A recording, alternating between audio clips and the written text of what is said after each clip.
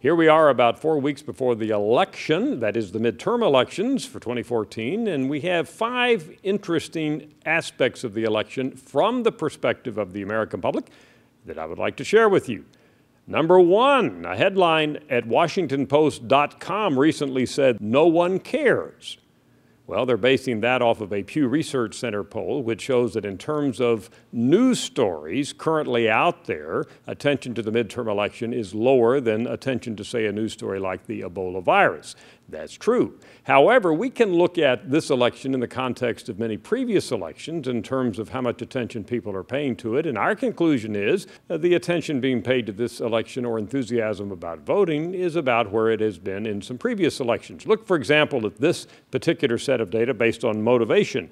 Are you extremely motivated to get out and vote in this election? Well, the 32% who say yes now, clearly below, as I mentioned, the last 2 midterm elections, but about where it was back in 2002 and 1998. Look at this measure. How much thought are you giving to the election? Well, this is the percent quite a bit or some in that 33%, although again, lower than we saw in 2010, 2006, is about where it was in 2002 and 1998. So there are some people who care about the election or are looking at it differently. The attention being paid to this election is on par with where it has been certainly for some elections in the past.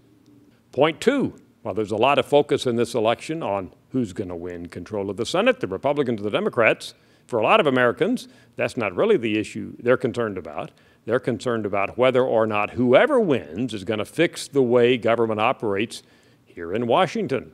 Look at the list in front of you there, a list of issues and topics we gave Americans. How important are they to you in your vote?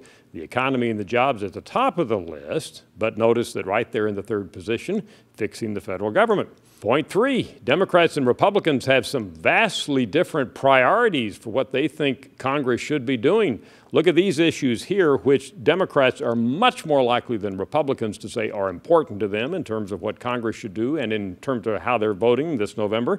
Climate change, equal pay for women, the way income and wealth are distributed in the U.S., and abortion and access to contraception, all of those much more important to Democrats than to Republicans. Other end of the list, here's some issues that Republicans see as much more important: the federal budget deficit, the situation with Islamic militants in Iraq and Syria, immigration, and taxes. Again, those 4 issues much more important to Republicans than to Democrats. Some of the most important issues to voters, however, basically are equally important to Republicans and Democrats, and that would be the top 3. The economy, the availability of good jobs, the way the federal government is working, all of those are roughly equally as important to Democrats as to Republicans.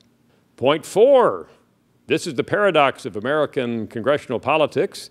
While Americans are very negative on Congress in general, 14% job approval rating, they're much more positive about their own local representative to Congress.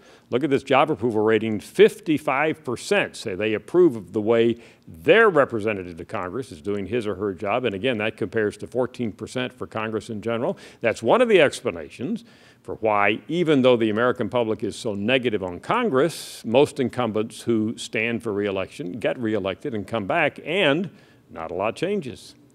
Finally, point 5, who's going to win the House and the Senate? Well, we asked the American public that question, and pretty strongly they came back and said Republicans are going to retain control of the House. 63% of Americans said that.